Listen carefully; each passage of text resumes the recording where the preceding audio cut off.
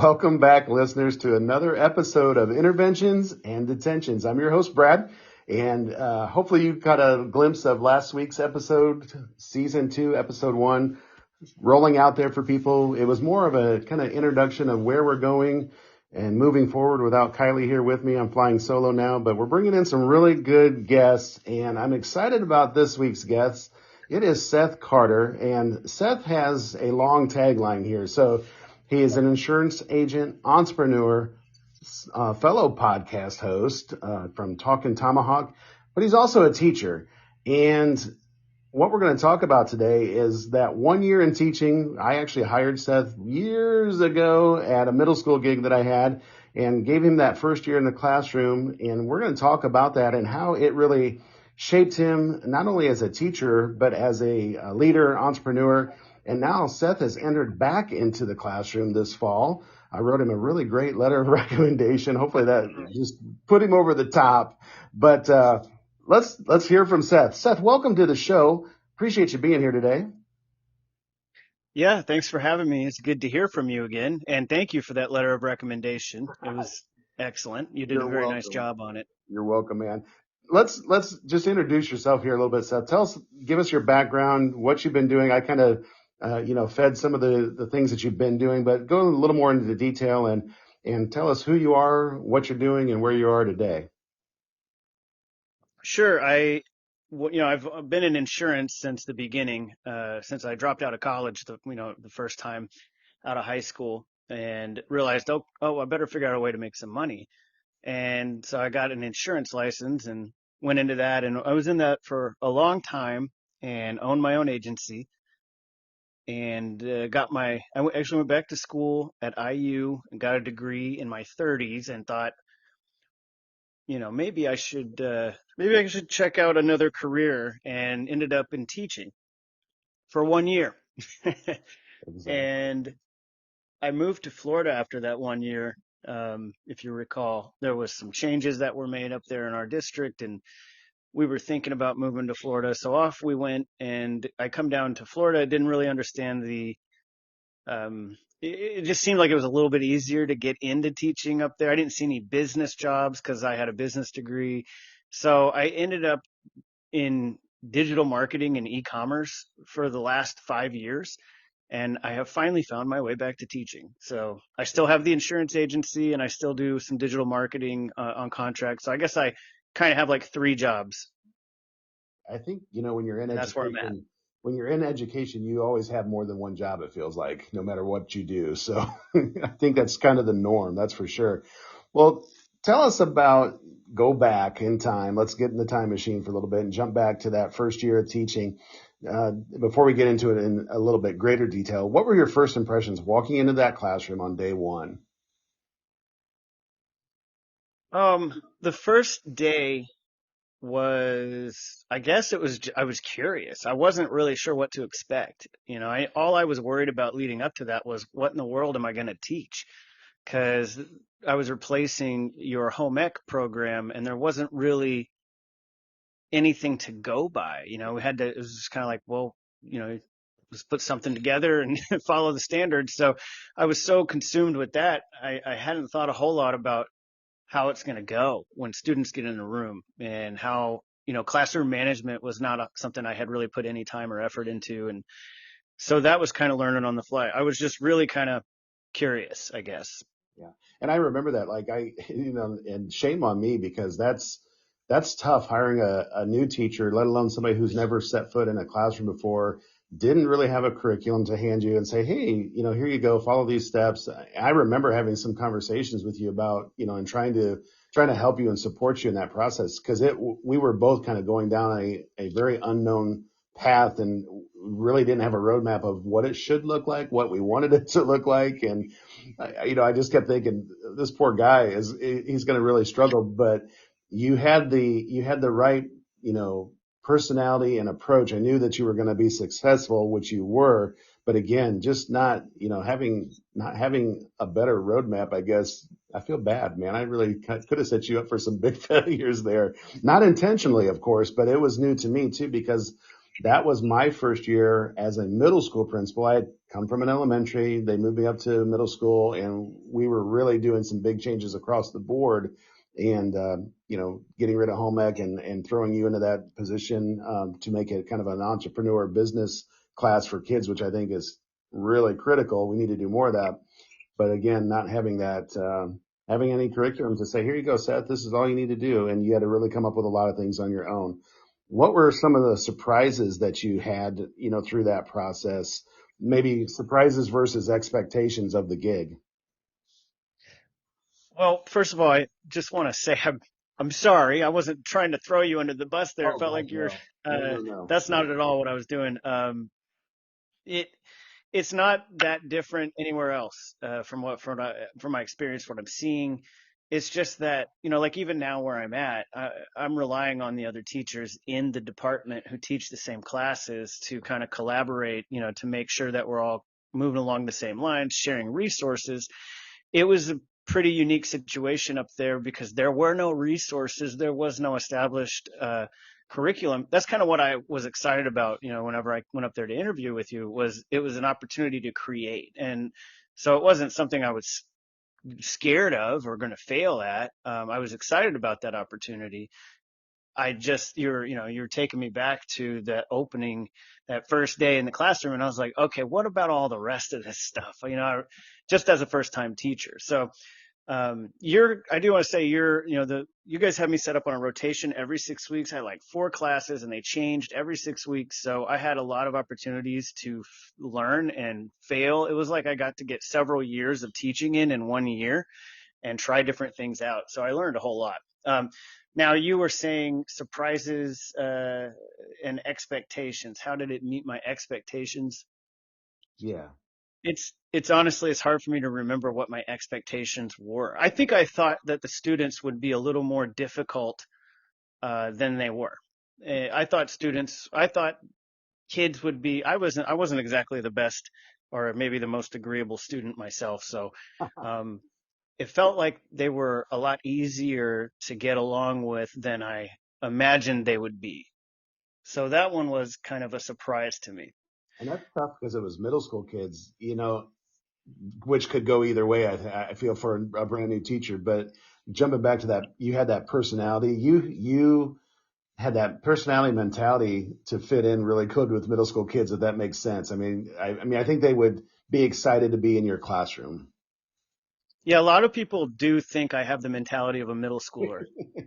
Hey, I do too. So that's probably why we got along so well. But yeah, I think looking back and seeing you in the hallways and in the classroom, I do feel like you understood those kids, if that makes sense.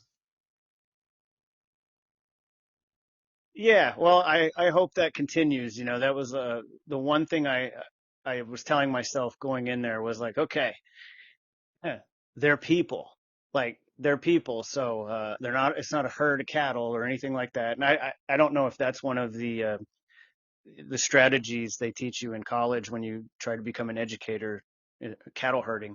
But I just remember being that age and thinking like, I'm a person, and now that I'm much older, I look back and go, I still feel like that person. I just I know a lot more, but I'm still the same person.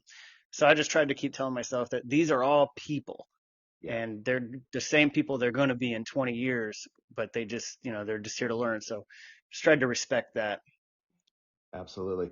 So think of that first year. Does anything stand out, memorable student interactions or moments? Again, it was 1 year. And like you said, I remember that. I kind of forgot about the rotations where you'd have them for like 6 weeks and then you get a new batch of kids. So, you weren't with them for a real long time, but what stands out memory wise to you about the kids that you taught?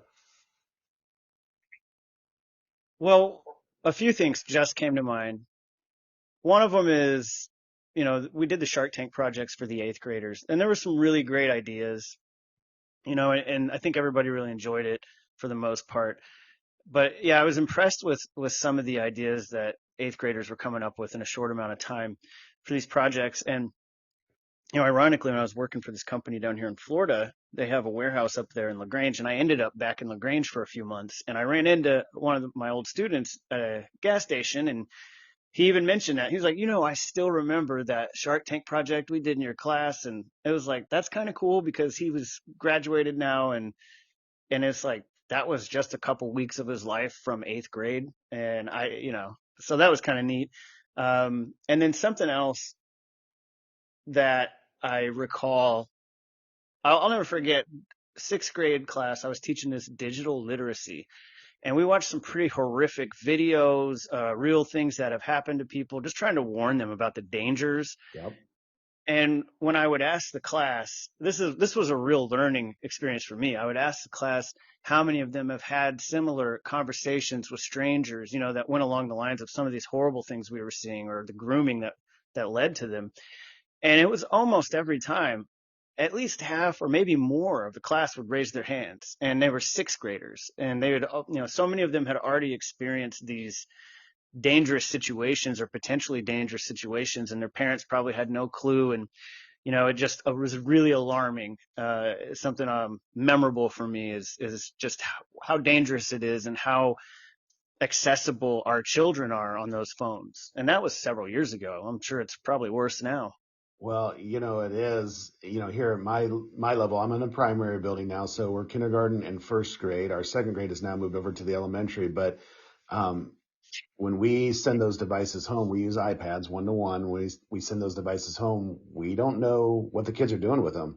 And you try to put safety features and filters and things on them to prevent them from accessing things or people accessing them.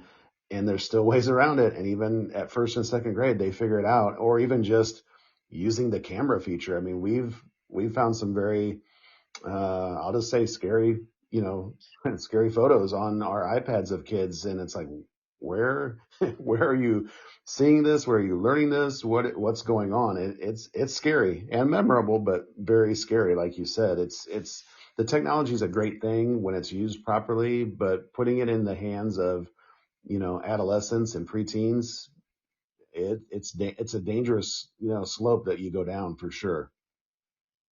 Yeah.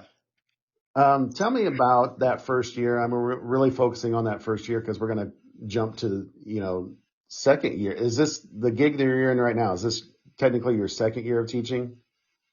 Yeah. Okay, so I want to jump back and forth at some point, kind of like how's it going now compared to how it went then. But back at that first year, what was the hardest part? I know you hit a little bit on management, like you hadn't really thought about that. You didn't have curriculum. So there was a lot of things that really probably made it difficult. But what was the one thing that stands out as like, man, this is really hard. Teaching is really hard. Yeah. The hours, I wasn't ready for that. You get paid on contract for the hours you're in the classroom, and that doesn't count grading the papers or creating the curriculum. And I remember some nights, I still had my insurance agency, and it was much larger then than what I have now, the small little Florida thing now. And uh, I mean, I sometimes I felt like I didn't sleep because you're like, well, I got to get this done, I got to get this done, but I got to prepare for a class tomorrow. Oh, and I didn't grade all those papers, all those assignments that I issued, and I taught three different classes, and I know I'm not alone in that. So it's just the hours, I think, really caught me off guard. So It's crazy what teachers do, outside of the classroom. Like you said, you get paid for those contracted days, but how many hours do you put in after you go home? And I I don't think Joe Public ever will understand that unless they set foot in a classroom, unfortunately, because it is amazing what teachers do outside of the classroom. And you don't really have a choice. I mean, if you want to be good at your craft and what you do, you can't get it done during the day. There's just no way. yeah, there's no time for that. So thinking of year one again, what skills do you feel like really you were able to develop through that process, and maybe how it led into maybe your business and entrepreneurship fields? Yeah, well, so it's funny because I moved on and joined this company, this e-commerce company down here after that, and worked my way up to managing the team and reporting directly to the CEO and winning awards, and really had a great experience there. Awesome. But I got a lot of confidence from teaching. I had managed contractors before, independent contractors, never like employees, never W-2 employees. And it's different. And teaching, being able to basically manage a classroom full of kids who are not being paid to be there and really probably don't want to be there and their bills don't depend on it, is this kind of this answer also leads into something else that I wanted to say. Absolutely. But like it managing, when teachers can manage classrooms, and this is something teachers need to realize about themselves, because I heard a lot of people, I never make it in the private sector. I had one of the first conversations I had with some of your teachers up there was like, whoa, what's it like in the private sector? I've never been. I don't think I could ever make it. And it's like, man, yes, you can. Yes, you can. Because once you can effectively manage a classroom full of children who are not being paid to be there and their bills don't depend on it, and they don't, you know, and then you move into a world where you're with adults who went through the interview process, they're possibly educated, but at the end of the day, they need the job, they need to do the job, and they need it to pay their bills. Managing them and getting them to push toward goals and to get things done is a lot. I don't know. I would say teaching just really equips you for something like that. And that's something that maybe some of the teachers I talked to didn't really realize about themselves. And maybe the public doesn't realize about teachers. But it really helped me. I mean, I had the confidence after teaching to feel like I could do anything I wanted to. And yeah, I guess that would be the leadership, overall leadership ability and confidence I got from that 1 year of teaching would be the primary takeaway for me.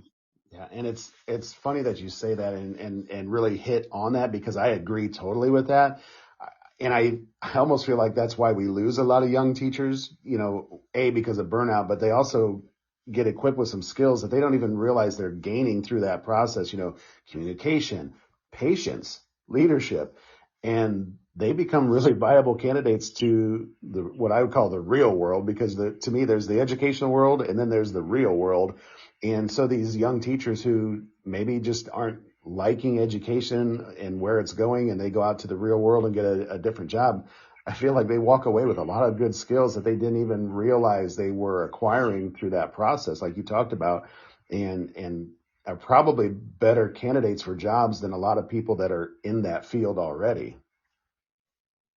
Yeah, that's the danger for you, right? For the schools, for the administrators. Once they realize what they've got that they can put on the resume, then they could go make more money somewhere else probably. Yeah. So you guys need to do you need to do a good job of continuing to remind them you're doing a great job as a teacher, but boy, you sure wouldn't make it anywhere else. That's a good.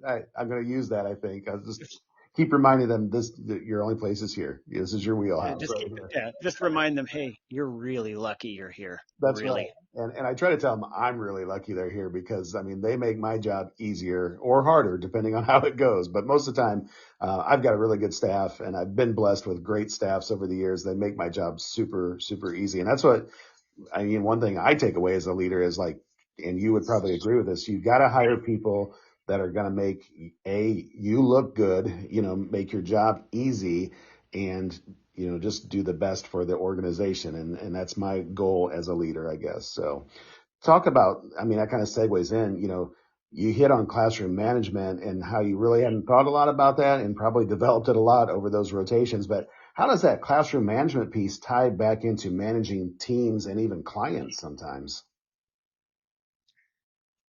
The differentiation portion of it that they drive into your head, and it's, as a manager managing only, I only dealt with contractors, as I said before, so it was like you need to hit these numbers or you're done, you're gone, bye. And it was as simple, black and white as that. And with students, you can't do that. You can't be like, oh, you're not getting a good grade, so bye, go, you're kicked out of school. Right. It doesn't work like that. So you have to figure out ways to reach them. And so I think that helped me differentiate between different learning styles for adults. Even some people could pick stuff up, one meeting, one presentation. I got team members that are like, okay, I got it, and they'll get it done, no problem. I got other ones that are going to need like one-on-one time dedicated to learning what we just talked about. So reteaching or give them that individual attention that they required. And there's just all these different learning styles that it doesn't end when you graduate high school. Yeah. And so that part I think I took with me Not that I was the perfect leader. We're always continuing to learn, but it sure did help me, I think, in that sense. So Yeah. It's interesting to hear your story about how much, the classroom impacted what you do now. That's just so cool. And again, what I think we want from all educators, not that we want to lose them to other professions, but just knowing that, I think educators, whether you knew you were one or not, and you are one now for sure, we're lifelong learners. And I think that's kind of our tagline, we're just always trying to make ourselves better. And even when we don't know, we're making ourselves better. But that's so cool to hear that. Let's jump into your podcast for a little bit because you are a fellow podcaster. I mean, I kind of stumbled into this myself. It was more about like, hey, let's do this. This sounds like fun. But now I'm really getting into it.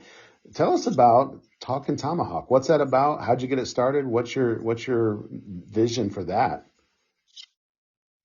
oh, it's, we do the podcast when we can every now and then. And the Talking Tomahawk is really, I wrote for Fansided's Tomahawk Take for the Atlanta Braves, about the Atlanta Braves anyway, since 2019. And I just am entrepreneurial, so I thought I would start my own at one point, and I did. I think it was I think it was like the end of 22. So, it's worked out. It's worked out pretty well. It's developed some credibility and trust with the search engines because I can rank. It ranks really well for a lot of topics that we end up writing about. So that's kind of cool. The podcast is just it's occasional. We're not very committed to it just because it's hard to find the time. A couple of busy guys that do it. And but it's really just fun. That's it. It's just fun. Atlanta Braves stuff. Yeah. Go Yeah, if Braves. people want to check out CarterFamilyInsurance.com, though, we do write business in Indiana and Florida, and we do business insurance in all 50 states. Look at that. I love it. Get that plug in there, man. We want to throw you some business if we can. I need to probably reach out and get a quote sometime. I mean, we've been with our insurance for years, so maybe it's time to let you see what you can do for us, especially with two 21-year-old driver and an 18-year-old, both female drivers on our auto insurance. It's killing me right now. So, Well, just be glad you don't live in Florida. okay, I'll take that advice. We'll stay in Indiana. Staying on that podcast theme, what connection between teaching and storytelling do you see connecting there with the podcast gig? That's a good question. I think you're gonna, you have to research your topic if you're gonna talk about it or if you're going to write about it. And then you have to figure out your own way of conveying that message in a form that's easily digestible to your audience. And it's the same thing with teaching. It's the exact same thing. When you go up there to speak, you got to know who your audience is and you got to know how you can make them understand all this information that you've absorbed. And so it's a lot of this, it's generally, I guess that's the same idea in a nutshell. Yeah. Yeah. Have you had any like cool guests or like with it being Atlanta Braves, have you had any of the players on or anything like that? Yeah. Chris Medlin, who was a spectacular pitcher, but injuries shortened his career. He came on a year or two ago. Chase Darno came on when I was with Fansided. I interviewed Tony Schiavone, Okay. who did some announcing with the Gwinnett Stripers, their AAA team, but he was also the voice of WCW during the when wrestling was at its peak in the 90s, and he's still working with AEW today. Oh, and Jim the Rookie Morris, the Disney movie, The Rookie, Yeah. about Jim Morris, he came on Oh, as well. cool. So yeah, it's been kind of cool. Sometimes people will reach out, and it's what I've noticed is it's only when I'm pushing out shows. And so when you're pushing those out, you start to see the numbers are climbing, and it's like anything, eBay, YouTube, podcasts, whatever it is, those platforms want you to pump content out, and then they start feeding it to people. Yeah. They want you to be contributing a ton. And I don't do that. I don't have the time. Every now and then I'll give it a try, and you can see it start to get traction. And like I'm sure you're going to see with yours, now that you're in your beginning season 2 and you're going to start pumping these out, and I'm sure it's just going to keep growing and growing if you stick with it. Yeah. Hopefully. That's kind of my goal. Like I didn't have a vision to become like a, famous YouTube podcast or anything like that. But I do feel like that, need to get an audience going, and I do watch the metrics when we put out episodes. It's like, oh, we got, so many new listeners or so many new downloads. And it does kind of, feed you a little bit like, okay, let's do this next and see if we can make it grow. So, I'm not looking to, find my way out of a principal's job by any mean by being a podcaster, but it is just fun to do. Like I enjoy it, and talking to people like you that I've had connections with and relationships with is always a great thing too. So it is a lot of fun. Um, talk about now that you had year one years ago and you're in year two and you had this gap in between. What advice would you give somebody brand new coming into the classroom this year as a first year teacher? Well, that's an interesting question because I am currently married to a first year teacher. Nice. Yeah, and I'm trying to think of what advice I gave her. I mean, she actually was wanting to get into teaching for the last couple of years, and she had a pretty good job in marketing. And I think my advice to her was I was just trying to prepare her for the classroom management side of it. You know, when you're not in teaching, like I said, you think about the stuff, the content. Um, like Norm Macdonald said, what do you really need to teach third grade? And he goes, to be in fourth grade? Like you just need to know more Right. than they know, or at least know your subject. But I think it's the classroom management side of it is I would dedicate a lot of research to that. I personally still need to do that. I just don't feel like I don't have time. I'm learning on the fly still. Yeah. And I think you're probably always learning because because people change, generations change, their influences change, their behavior changes. That was one of the things they told me in the interview. They're like, "Oh, you haven't taught since 2019," and in my mind, I'm like, "That's not that long ago." And they go, Like yesterday. things sure have changed since then. Yeah, and that's So, why I tell teachers all the time, like what works this year for management is not going to necessarily work next year or even next week sometimes with these little kids and just trying to find that one thing that they can kind of hang their hat on and you're competing with phones and iPads for attention, so being able to talk to them and hold their excitement is hard and in whatever age level. I think it's really difficult. So that is, I think if those are the conversations you're having with your wife as a first year teacher to help her out and knowing that you still probably, like you said, I'm still trying to figure that out too. And me after, I don't know, I'm getting close to 30 years in education. I know if I went back in the classroom tomorrow and tried to do the things that I did as a fifth grade teacher with my kids then, as far as management goes, it would not work. I'm sure I'd be like flustering and floundering and looking for the next best thing out there. And that's the best thing I think, like you said too, just get out there and research like classroom management techniques. There are so many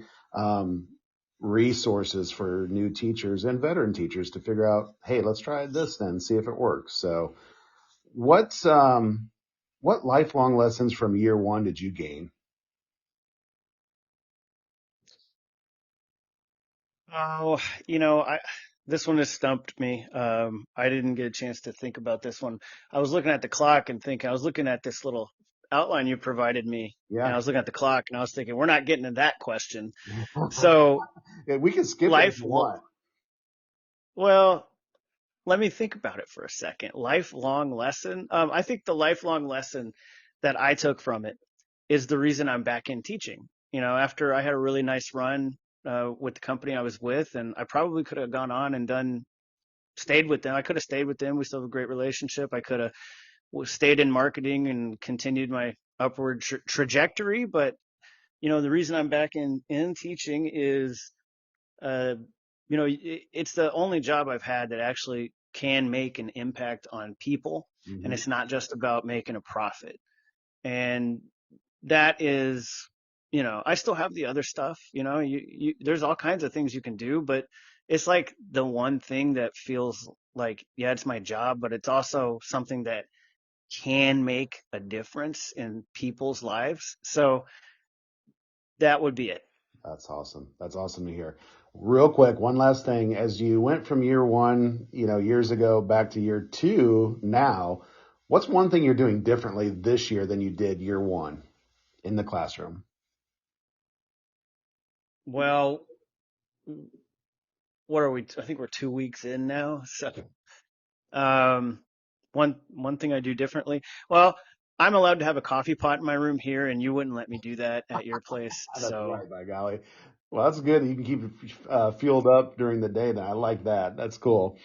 Um, yeah, well, I'm watching the clock too, and we're great on time. We got plenty of time, but now we get to segue into my favorite part of our episodes, which are rapid fire questions.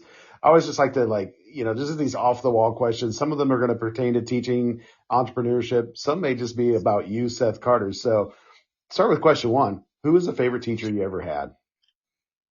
uh, that's a tough one. Okay, so I'm gonna pick a teacher that probably would never expect this, and she might hate me. I don't know. But Mrs. Barbara Christmas was my newspaper teacher, and she wasn't my favorite teacher at the time. But in retrospect, I'm going to say yes, she's the favorite because she taught me very valuable lessons in censorship. She censored me. I probably drove her up the wall. I always had ridiculous ideas and stories, and I discovered that there's an art to towing the line, and I think that's some of the stuff that makes Family Guy season 1 through 3 the best because they were still being censored heavily at the time, and it makes you I think it makes some good comedic art or art. So I do appreciate how she censored me, and it taught me some censorship that has probably allowed me to exist and function in society. That's awesome. Subject that you struggled with most in school? Newspaper. My teacher, I don't know if you heard this, she censored me. Yes. So question one and two, same answer basically, right? I love it. Yeah, I struggled. I don't want to say struggled. I didn't try very hard in high school, and I would say I struggled with the consequences of that after high school.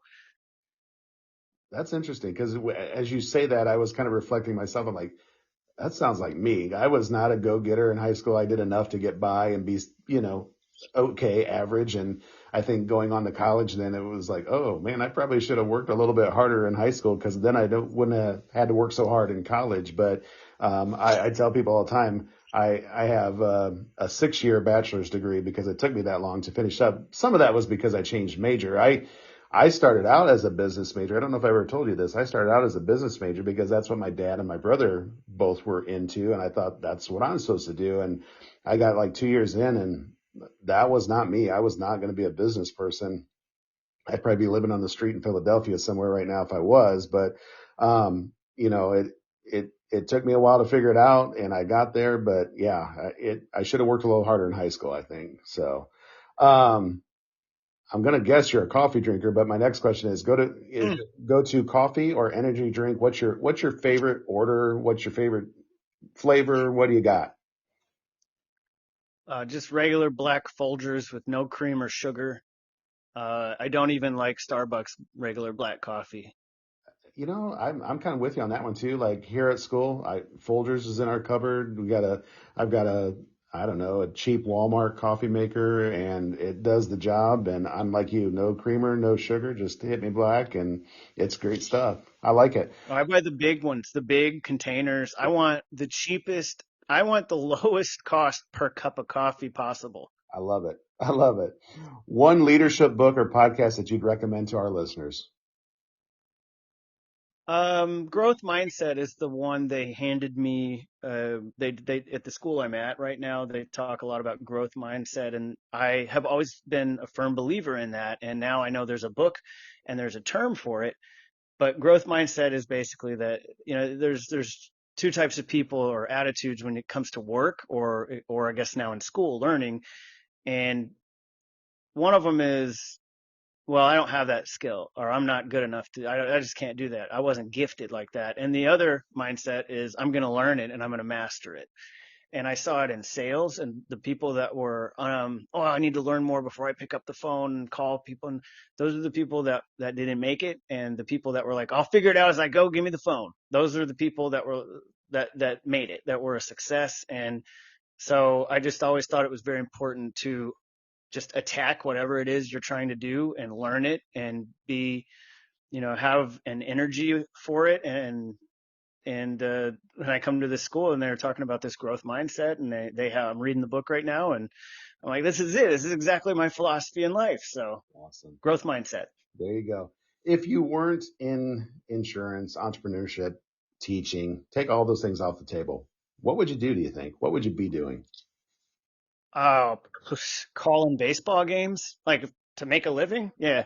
Yeah, that would be cool. Like, would you do Yeah. that professionally at that level or minor? Yeah, when I first went to college, after high school, I didn't do well. I didn't commit myself in high school, and then I went to college because you're supposed to, and dropped out shortly after. But I did go into radio and television, and I wanted to do something in sports journalism. I still love sports, and I've always been, I've always liked journalism too. So something along those lines. That's awesome.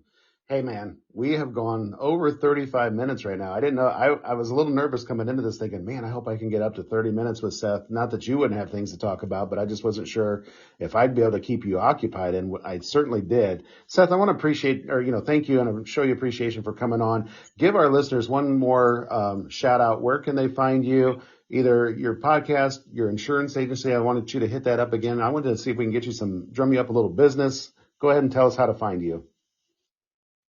Yeah, sure. I mean, let's start with carterfamilyinsurance.com. Carterfamilyinsurance.com is, independent agency, multiple companies in Indiana and in Florida. And then, like I said, we do business in all 50 states. And if you're interested in baseball, Atlanta Braves, and Mr. Taggart, there is a section I'm adding to the site, hopefully this weekend, that I thought you might be interested in, sports movies. But this is talkintomahawk.com, talkin no G, talkintomahawk.com. I I need to add the sports movie section because I need to write about how great Happy Gilmore 2 is. Yeah. And perhaps that would be your area of expertise if you wanted to come on the podcast. Hey, I would love to come on and talk sports movies with you because that's probably one of my favorite genre when it comes to watching movies. I am a avid movie fan, but I love sports movies. So uh, keep me posted. If you can fit me in sometime, let's talk sports movies anytime. And I will make We'll sure. do that. Go ahead. And we will do that. We can plug your podcast. But I just want to add one thing about Mr. Taggart. This is a good person. He's good at the education. He's good at what he does. You can tell listening to him. But if you want to know what a good dude Mr. Taggart is, I knew for sure. One day I was sitting on the curb waiting on a ride after school was over, and he was walking out with his daughter, and he turned and looked, and he goes, "Mr. Carter." I was like, "Yeah," and he goes, "Have you seen the new Adam Sandler stand up on Netflix?" And I went, no, I didn't know it was there. And so I went home and watched it twice and loved it. But the fact that he's a Sandman Yep. and he was letting people know he was representing, that's the kind of guy you're dealing with here. That's awesome. I can't believe you remember that because I sure don't, but I'm glad now I do. I'm glad you planted that seed back in my brain, buddy. Seth, thanks so much for being on my show. I appreciate it. I hope our listeners enjoyed listening to your journey into education, out of education, and back into education again. And let me thank you for doing that because we need good teachers and good people like you to work with the young minds that we're dealing with today. I know you're going to kill it this year, and I hope you stick at it for more than 1 year, buddy. That's the plan. That's the plan. Hey, thanks a lot again, Seth. Thanks, listeners, for tuning in to another episode of Interventions and Detentions. Join us again next week. We'll come back with another episode. And just remember, this is where the real learning begins. See you next week.